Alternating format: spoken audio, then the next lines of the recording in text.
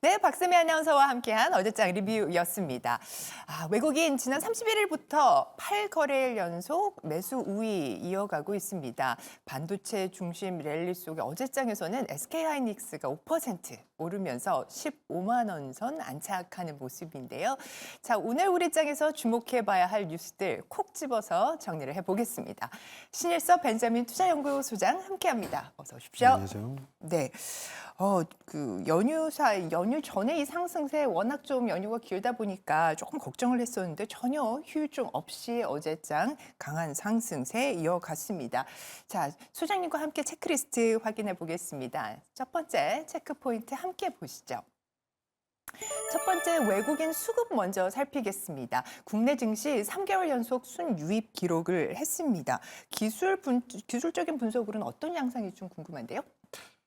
일단은 그 근본적인 얘기를 좀 해야 될 것 같아요. 네. 그 인셉션 영화 보면은 꿈은 항상 중간에서 시작한다. 우리 꿈꿀 때 항상 중간에 시작하고 처음이 기억이 안 나잖아요. 그러네요. 그러니까 지금 약간 그런 항상 주식 투자를 할 때 그런 시기에 항상 계시거든요. 여러분들은 처음을 기억을 못 해요. 왜냐면 이게 왜 중요하냐면 매번 반복되거든요.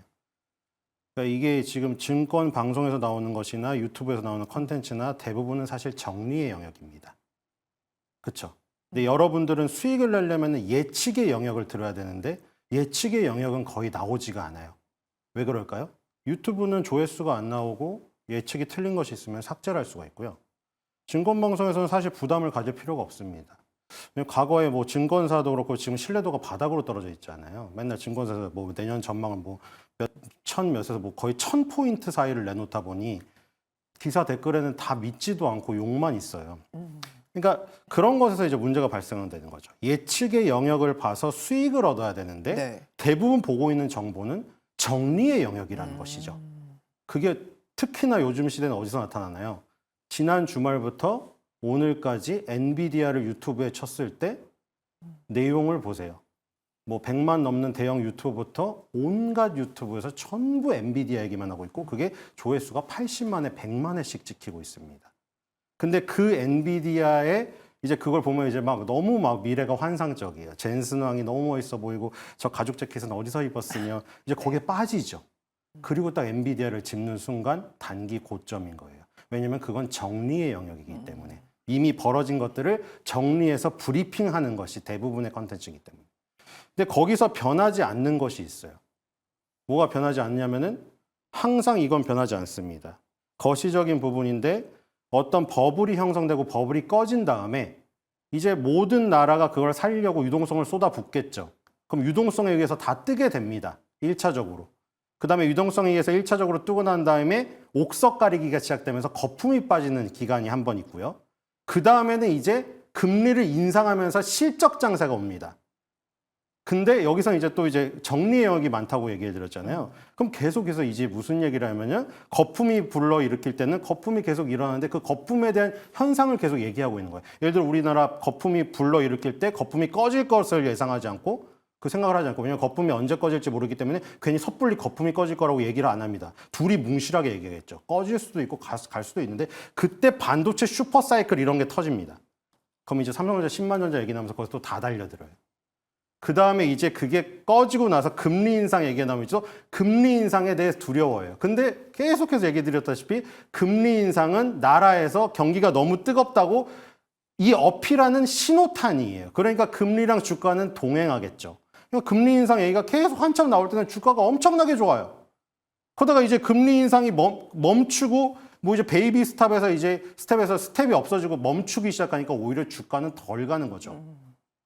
하지만 실적 장세는 유동성 장세의 3배 정도 기간에 이르게 됩니다. 그러니까 아직 기회는 남아있죠. 하지만 버블을 꺼질 때를 만약에 타이밍을 잡으신 분이라면은 거기서 제가 뭐 분명히 가족회의를 해가지고 온 집안의 돈을 끌어와서 네. 투자해야 될 때라고 말했을 때 그때 예를 들어 제 말을 들었을 리도 없고 뭐 너무나 요즘은 보이스가 많기 때문에 들을 필요도 없지만 5억을 기준으로 했을 때 지금 예를 들어 노도광 지역의 84평 국민평형 한 채는 지금 떨어졌거든요. 만약에 그것을 수익을 내신 분이 있다면 지금 그거를 예를 들어 딴 데로 빼고 다시 원금 갖고 눌림목에 투자할 수 있는 기회가 온 것이죠.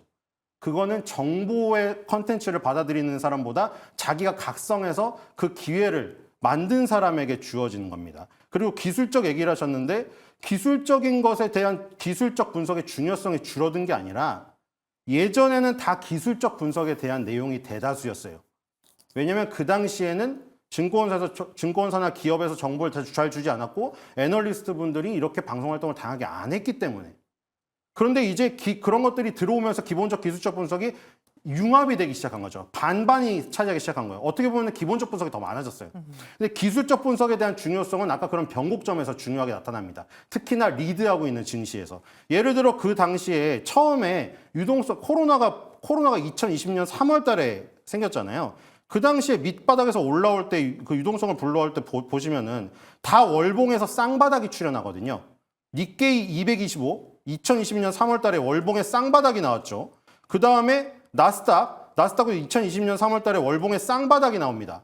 월봉이라는 하나의 봉이 한 달의 움직임을 가리키는 네. 이 장기 추세에서 쌍바닥은 대세 상승을 의미합니다. 일봉이랑 주봉의 기간이랑은 달라요. 그리고 뭐 유럽도 마찬가지입니다. 독일 닥스도 2020년 3월 달에 이 월봉에 쌍바닥이 나오죠. 근데 아까 얘기 드렸죠. 유동성의 힘으로 오른 것은 반드시 꺼지는 거품이 없어지는 과정이 있다는 것이죠. 거기서 무슨 반도체 슈퍼사이클이 나오든 유동성 장세가 계속되리라는 어떤 장밋빛 환상에 젖은 계속해서 그런 정보가 나오든 항상 여러분들은 각성을 해야 돼요. 이거는 60년대에도 그렇고 70년대도 그렇고 80년대도 그렇고 이 미래에도 반복될 일이에요. 이거는 어떤 기술적인 흐름이랑은 상관이 없습니다. 엔비디아가 지고 무슨 AMD가 뜨고 아니면 제3의 기업이 뜨고 네. 나오던 그거는 모르더라도 이건 계속 반복이 돼요. 그러니까 거품이 꺼지는 현상이 또 기술적으로 포착이 되죠. 독일 닥스, 니케이 225, 필라델피아 반도체 지수, 나스닥 지수 이런 세계를 리드하는 각 지역의 그런 지수들이 월봉에서 쌍봉이 나옵니다. 그래서 유동성이 거품이 없어지게 되죠. 그리고 나서 금리 인상과 함께 다시 월봉에 쌍바닥이 출현을 해서 지금 그걸 파동 중첩의 원리라고 보시면 돼요. 파동이 한 방향으로 중첩된다. 여러분들이 한 방향으로 모두 힘을 합쳐서 온 가족이 한 방향으로 공을 밀면은 공이 더 잘 밀리죠. 그 원리입니다. 우리나라 지수는 더 그런데 우리나라 지수 혼자 갈 수가 없기 때문에 네. 모든 지역의 각 지수가 다 같은 방향을 기대할 때는 파동 중첩의 원리라고 파동의 힘이 세져요. 그러니까 동시에 쌍봉이 나타나거나 동시에 쌍바닥이 나타나면 그 힘이 큰 거죠. 그것도 월봉이라는 장기적인 구간에서. 그렇기 때문에 지금은 이제 뭐 그 얘기는 다 지났는데 그 얘기를 왜 하느냐? 또 반복이 될 거기 때문에 그것만 알아놓으면 예측의 영역이 별로 없어서 그걸 하이에나처럼 찾아다녀도 네. 우연찮게 찾았다고 하더라도 그게 틀릴 확률이 큰데 차라리 이 거대한 흐름이 반복되는 것을 본인이 안다면 이 정보의 홍수 속에서 그 정보는 내 지식을 업그레이드 하는 데 사용하시면 되고 네. 내가 수익에 대한 판단을 내리는 데는 그 도구를 사용하시면 되는 것이죠. 정말 작성하고서 정말 주옥 같은 말씀을 좀 해주셨습니다. 투자 원칙에 대한 부분이고 이제 워낙에 근본적인 기본적인 이 태도의 문제다 보니까 오늘 정말 새겨드려야 될 얘기를 해주셨습니다. 자, 수급에 있어서 외국인 수급, 국내 증시 지금 요거는 어떻게 봐도 될까요? 지속적으로 지난 3개월 동안 유입이 됐었고요. 예, 지금은 그거는 이제 여기 이어지는 얘기입니다. 네네. 낙수 효과죠. 우리나라는 절대 자 외국인들 뭐 큰 손들이 우리나라에만 이렇게 조그만 국가에 많이 투자할 수가 없겠죠. 지구본을 돌려봤을 때 아까 전에 파동 중첩의 원리도 얘기했지만 독일, 뭐 일본, 미국 이런 데 굉장히 투자할 만한 타이밍이라고 하면 돈을 넣겠죠. 포트폴리오 차원에서 아시아의 대한민국에도 그러니까 넣는 거죠. 지금 아까 말한 대로 지금 독일 닥스나 니케이나 필라델피아 반도체 지수나 나스닥 지수가 전부 월봉의 쌍바닥 대세 상승을 시작하고 있기 때문에 여기서 당연히 자금이 들어오겠죠. 우리에겐 외국인이겠죠. 그들이. 이 미국인은 그 자기네 투자에서는 외국인이 아니겠죠. 자기네 나라에 투자를 하면서 포트폴리오 배분 차원에서 우리나라에 연관된 종목도 찾는 거죠. 지금 예를 들어 엔비디아가 워낙 강하기 때문에 그리고 뭐 AI 생태계가 계속 커져가지고 뭐 AMD로도 퍼지고 뭐 브로드컴이라는 종목으로도 가니까 우리나라에서도 찾아보는 거죠. 거기서 가장 연관이 짙은 게 SK 하이닉스고 SK 하이닉스의 최대 장비 파트너인 한미반도체였던 네. 것이고 이것은 그나마 엔비디아의 추세를 따라가고 있습니다. 그게 외국인의 낙수 효과로 들어온 것이고 네. 그건 사실 기술적인 분석에서 우리가 유추해 볼 수 있었던 것이죠. 그렇죠. 지금 AI 랠리, AI 열풍에서 우리나라주 해당하는 것이 이제 HBM 관련주들이다. 그래서 외국인들의 수급이 많이 몰려갔다. 또 최근에 나온 뭐 저 PBR도 마찬가지 관점으로 봐야 되겠죠? 저 PBR은 좀 틀린데 저는 네. 아직도 좀 약간 의구심을 갖고 있습니다, 사실. 왜냐하면 이렇게 어거지로 올린 경우에는 나중에 제자리로 돌아갈 확률도 있기 때문에 그거는 조금 다른 차원에서 생각하셔야 될 것 같아요. 왜냐하면 뭐 이렇게 표현하면 될 것 같아요. 유재석 씨에게 회당 출연료 2억을 주는 거에 대해서 그걸 무작정 비싸다고 평가할 수는 없는데 예를 들어 능력도 안 되는 MC에게 그냥 야 너무 유재석 같은 사람만 많이 받는 거 아니야 해서 MC의 능력과 자질도 없는데 그냥 돈을 올려줬어요. 그럼 그 사람이 행사를 뛰는데 행사 담당자들이 마음에 안 들겠죠. 진행 능력이. 그럼 왜 이 돈을 준 거야? 이렇게 됩니다.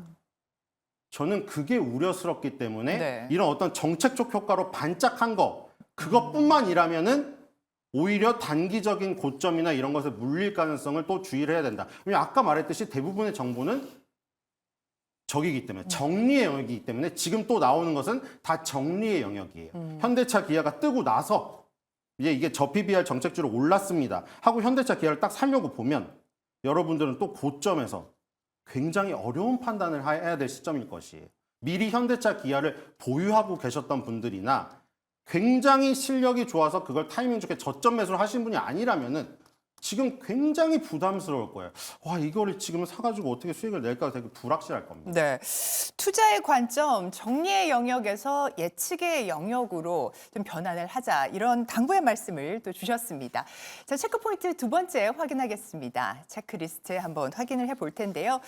자, 외국인 수급에 이어서 BYD 상반기 한국의 전기 SUV를 판매하겠다고 이야기해 놓은 상태입니다. 아토3라고 하는데요. 아토3 같은 경우 글로벌 전기차 40% 차지한다고 합니다. 가성비가 좋다고 하는데 통할까요? 네, 일단은 지금 통한 것으로 보이죠. 왜냐하면 테슬라가 가격을 인하했잖아요. 테슬라 앨런 머스크의 뭐 예전에 했던 강연들이나 그런 걸 들어보면은 처음에 로드스터를 내놨잖아요. 테슬라도 처음에 전기차 스포츠카를 내놨습니다. 근데 했던 말이 뭐냐면은 뭐 자기는 그런 페라리나 이런 걸 싫어한대요. 그 진행했던 진행자도 그렇고 앨런 머스크도 페라리 같은 스포츠카를 좋아하지 않는다고 했어요. 람보르기니. 근데 왜 로드스터를 내놨느냐? 그게 접근하기 가장 좋은 방식이기 때문에. 왜냐하면 새로운 신제품, 특히나 신제품도 아예 새로운 방식의, 전기차는 아주 새로운 방식이었잖아요. 그런 것이 나올 때는 부자들에게 팔 수 있는 제품을 내놔야지만 된다는 것이죠. 그래서 접근을 했는데 이제는 그 영역을 벗어났죠. 그러니까 그 다음에 나온 모델들이 섹시잖아요. S, 3, X, Y. 그쵸? 그러니까 이거는 범용 모델을 내는 겁니다. 그럼 여기서 이제 저기 로드스랑은 완전 차원이 다른 네. 문제예요. 비싸게 일부분의 사람들에게 팔던 것에서 대중적으로 낮게 팔아야 돼요. 근데 여기서 아까 말한 대로 중국의 비아디의 아토 같은 게 나와버리면은 가격의 인하 속도가 더 빨라질 수밖에 없어요. 그렇게 되면 테슬라가 섹시 모델에서 원래 로드스터보다 낮게 나오는 거는 당연한 사실이었는데 이거를 더 촉발시키는 거죠. 비아디 같은 경우가. 그렇게 되면 이제 어떻게 되냐면은 마진이 생각했던 것보다 당연히 로드스터보다 마진을 적게 잡은 것이 모델 그 컨셉이긴 한데 거기서 더 내려버렸잖아요. 중국에서 지금 S 모델이라던가 Y 모델이라던가 이거 인하를 했잖아요. 네. 단행했잖아요. 그 이유가 중국의 비아디가 원체 싸게 우리나라에도 지금 하나 들어왔더라고요. 900만 원이면 살 수 있더라고요. 그렇기 때문에 테슬라도 이제는 마진을 많이 남겨먹을 수 없는 환경에 처했다. 결국은 전기차의 가격 인하 경쟁 이 부분이랑 맞닿아 있는 부분이라고 좀 볼 수가 있을 것 같은데 오늘 아침 조간을 보니까 제네시스에서 하이브리드를 내놓는다고 해요. 그러니까 전기차 수요에 대한 부분들 좀 약해지면서 하이브리드로 눈을 좀 돌리고 있는 상황입니다. 자, 요건 좀 어떻게 읽어야 될까요? 네, 이것 가지고 또 엄청나게 논쟁을 벌이고 있더라고요. 저는 이 전쟁에 참여할 의사가 1도 없습니다. 서로 정말 죽일 것 같이 달려들더라고요. 그러니까 지금 도요타 회장이 한마디를 한 게 큰 파장을 일으켰잖아요. 전기차가 아무리 뭐 많이 차지해도 향후 30%밖에 차지 못하고 나머지 70%는 계속 내연기관차는 하이브리드 가니까 내 말이 맞지 않았느냐. 이러니까 또 이쪽에서 난리가 났어요. 테슬라 쪽에서 무슨 소리 하는 거냐. 그거 잠깐 과도기지. 결국에는 다 전기차 시대로 갔는데 그럼 지금 테슬라는 눌림목이니까 온 재산을 다 넣어야 된다. 캐시우드 언니 그분이 네. 4,000달러 간다고 했잖아요. 테슬라가. 그러니까 지금 완전히 양대로 나뉜 거예요. 그리고 그 측면에서 현대차, 기아를 바라보시는 분도 계시더라고요. 이건 저 PBR로 뜬 게 아니라 현대차, 기아처럼 내연기관차도 만들면서 하이브리드 차도 만들면서 전기차도 만드는 우리가 보기에는 어느 곳에도 저울을 놓지 않는 어정쩡한 게 오히려 지금 시점에서는 이득이 됐다. 테슬라가 떨어질 때 빈틈을 치고 들어갔기 때문에 네. 결국은 그냥 반사이익일 뿐일 것이다. 누가 모든 것이- 맞을지는 보는 게 흥미진진합니다. 네, 맞습니다. 자, 팔방민 현대차 기아 이야기까지 저희가 연결해서 한번 봤고요. 다음 체크포인트 한번 확인을 하겠습니다. 자, 비아디에 이어서 자, 이제는 K조선에 대한 이야기를 좀 해봐야 할 것 같습니다. 1월에 글로벌 선박 수주 중국에 이어서 2위를 기록을 했고 다만 선박 가격은 고공행진을 하고 있습니다. 지금 현대 미포조선이 어제 7%가량 많이 좀 빠졌는데요. 요거는 뭐 MSCI 한국지수 편출 이슈도 좀 있는 것 같기는 합니다. 관련돼서 어떤 부분들을 좀 보면 좋을까요? 네. 조선주 또 기대하시는 분들 한때 또 조선주가 또 갑자기 그쵸? 막 올라왔었는데 자, 그거 항상 조심하셔야 돼요. 막 여러 가지 컨텐츠로 올라오잖아요. 그러면 이제 그걸 보면은 딱 그 섹터만 딱 보잖아요. 그럼 약간 이게 사실 인간의 본능이에요. 근데 그걸 억눌러야 되거든요. 그 당시에도 분명히 제가 말했잖아요. 네. 암모니아 선이니 뭐 새로운 것들이 너무 많아요. 전기선 이런 거 나오니까 굉장히 뭔가 미래의 것이 막 다가올 것 같고. 근데 그때 샀더니 주가가 다 급락을 해버렸죠. 기본적인 게 있어요. 여기도. 아까 전에 말했죠. 금리 인상과 함께 주가는 오르고 한번 그 유동성에서 올랐던 거품이 빠지는 과정이 있다. 그거는 역사적으로 반복이 되기 네. 때문에 미래도 써먹을 수 있다는 거잖아요. 여기도 있어요. 조선주도. 뭐에 주목을 해야 되냐면 유가예요. 무조건. 이건 변하지가 않아요. 우리가 전쟁이 일어나고 무슨 홍해가 막히고 이런데도 유가가 지금 안 오르잖아요. 기본적으로 유가가 꾸준히 올라줘야 조선주가 굉장히 좋습니다. 왜냐면은 주가가 올라야지 중동이나 이런 데서 발전 가능성이 높아지고 예를 들어 지상에서 뽑아낸 유전의 효용성에 비해서 바다에서 뽑아내도 효용성이 좋으니까 바다 개발을 나서게 됩니다.